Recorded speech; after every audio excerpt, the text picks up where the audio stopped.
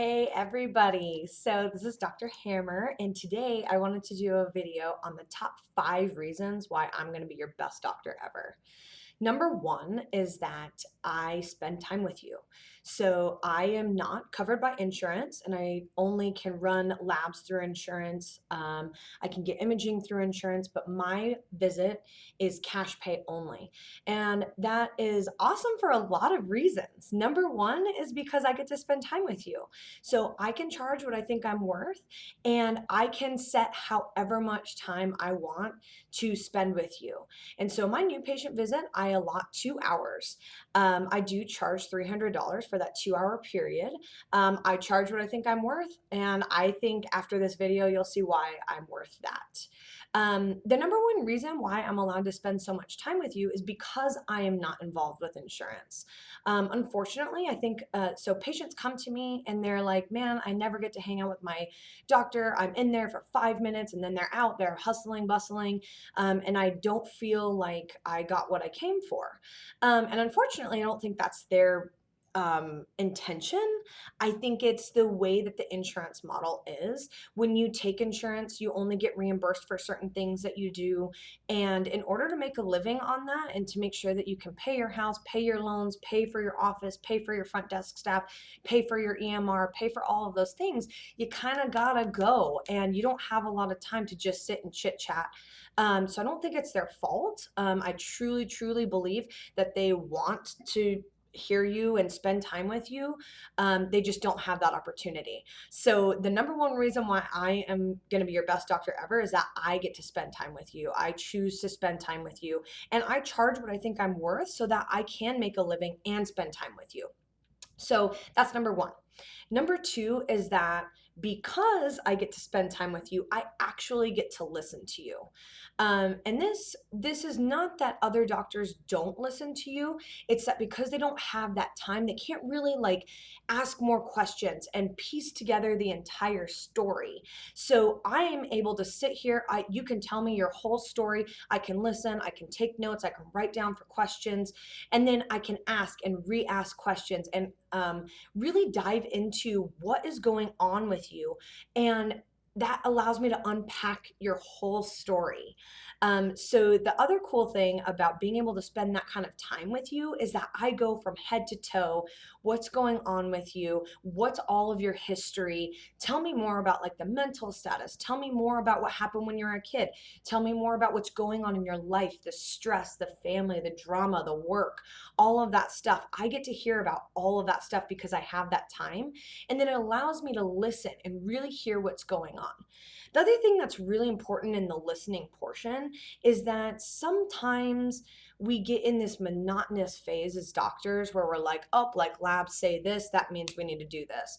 Okay, so yeah, thyroid's a little bit low, so here's some medication. Oh, your blood sugar's high, here's medication. And we just kind of get in this like rut of doing the same thing over and over, just because labs tell us that. That's all we have time for. So let's move on. Next patient. So the thing that I do is that I actually listen to my patients, because I take so much time, spend time with them. An example of this is my dad. He had abnormal thyroid panel come back for the first time ever in his life, but he had no symptoms, not a single symptom. So we unpacked it, we talked about it. I was not the managing physician, but him and I did have a conversation about it. His doctors wanted to put him on thyroid medication. He had zero symptoms. And so, in my opinion, him and I were talking about it. I was like, why would you go on medication for something that wasn't causing symptoms? So, we decided to take the watch and wait method. And turns out, 6 months later, his thyroid labs were in spec. A year later, they are completely normal. TSH, T4, T3, TPO antibodies, everything. So if we had just jumped on it that very first time, just because of the labs, he would be on thyroid therapy. And then the labs probably would have corrected. And then we would have been like, great, like our treatment's working. But had we just waited just a little bit of time, he had no symptoms. So why would we treat something on that? And it self-corrected. It could have been anything. It could have been stress. It could have been fatigue. It could have been, his father passed away. It could have been that, he changed his diet. Maybe he changed his exercise routine, right? There's so many things. So I actually take the time, listen to what's going on. Another great example of this is the reverse. So I have a lot of men who come to see me. They're fatigued. They feel like junk. They're gaining weight, all of these problems. And then we run their hormones, their sex hormones, specifically testosterone and estrogen. And their testosterone is not quite low enough that we have to do something about it, right? Like it's like just barely in the reference range, but they feel like trash. Why wouldn't we do something about that? Are we just going to wait until they're absolutely in the negative? In my opinion, I don't think so. I think that we need to be treating the patient, not the labs. So, I also think that you need to run a full host of things. So I know a lot of doctors that will just run TSH for thyroid. TSH is only one piece of the puzzle. You have to do T3, you have to do T4. What if they have Hashimoto's? That means that they can be going up and down. What if they have Graves' disease?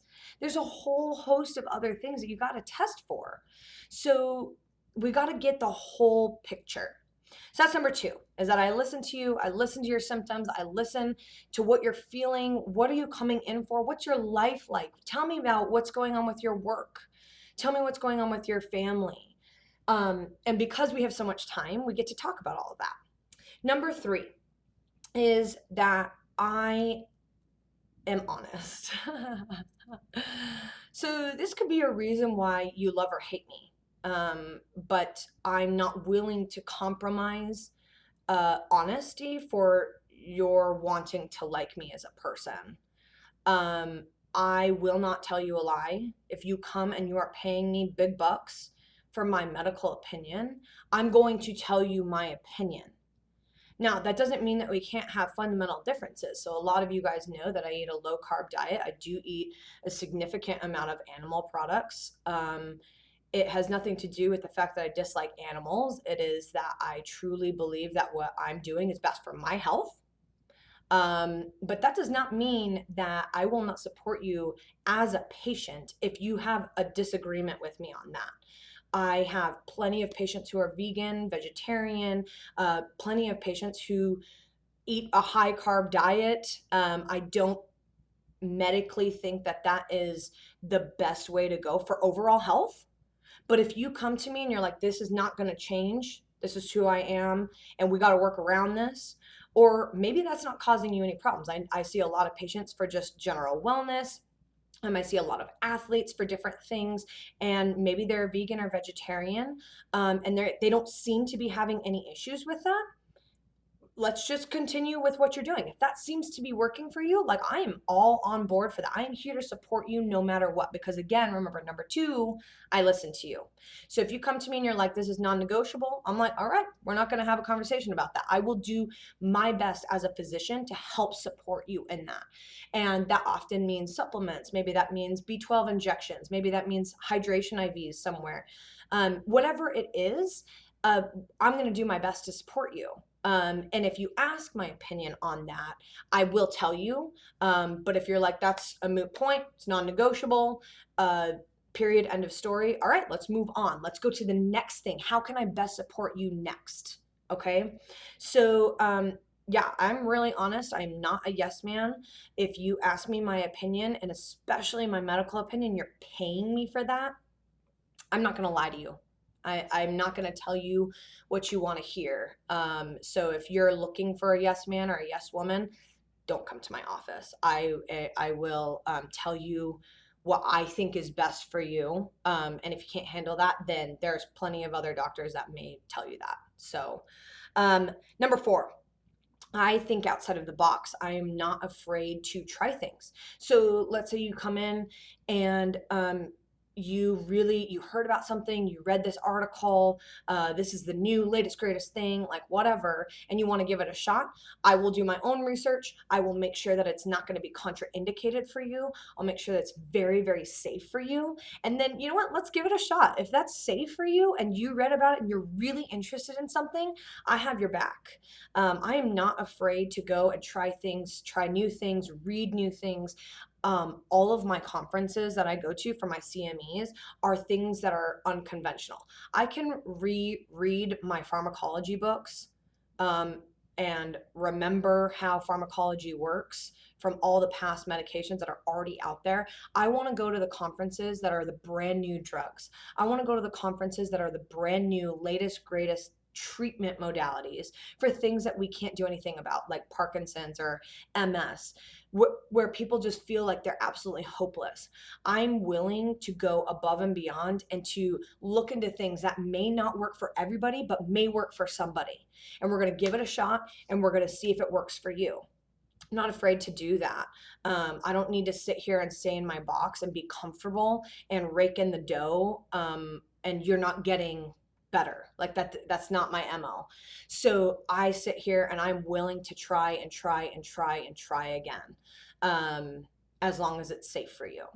So that's something that's really, really important for me. And a lot of my patients are really grateful. They send me research articles, they send me things, even if it's on Facebook or something, maybe one of their friends heard about something, maybe they send me what it is, and then I'll go and dive into that. I'm not afraid for that. The other thing is that again, I don't think this is a fault on other physicians, but physicians that take insurance, what you have to realize about insurance is that they will only cover certain things. And then if something goes wrong, their malpractice may not cover them for that. So it's not that other physicians don't want to do this, it's that they often cannot because of the way that their malpractice is and the way that insurance is. So your insurance is actually preventing them from doing that. So that's like overall like my greatest gift is that because I'm not bound by this box of insurance, I'm actually able to serve my patients a little bit better. So just remember that that may not be the fault of your physician when you go to see them. It's the insurance model. So, but that's why we all work together. I work with a lot of other physicians, and where they feel like they can't maybe give you the best service, that's why they refer to me. And when I'm like, you know what, I'm not a specialist in this, I refer to them. We're all in this together. And number 5, top reason why I'm going to be your best physician ever is that I truly, truly care. When I'm your physician, I put my ego aside. It doesn't matter to me whether or not you agree with me, whether or not you like me. I truly care about you as a patient, and I will do whatever it takes to make you your best self as long as you're with me on that. I've lost patients. I've lost people because they don't like my personality. Maybe they didn't agree with what I said. And you know what? It does sting a little bit, but at the end of the day, I sleep well at night knowing that I gave them the best medical advice that I possibly could. And you know what? If they don't like me, I literally will refer them to somebody else because I care about them and I want them to get the best advice. I want them to get the best care. So I have an awesome network of other doctors, MDs, DOs, PAs, NPs, nurses, nurse practitioners, so many people that I work with that also really care about their patients, and we all work together. And you know what, if it doesn't work with me, it's gonna work with somebody else. So I truly care about my patients. I spend so much time with them. I think about them outside of work. I go to conferences trying to make it better. So that's why I'm going to be your best doctor ever. I hope you have a great day.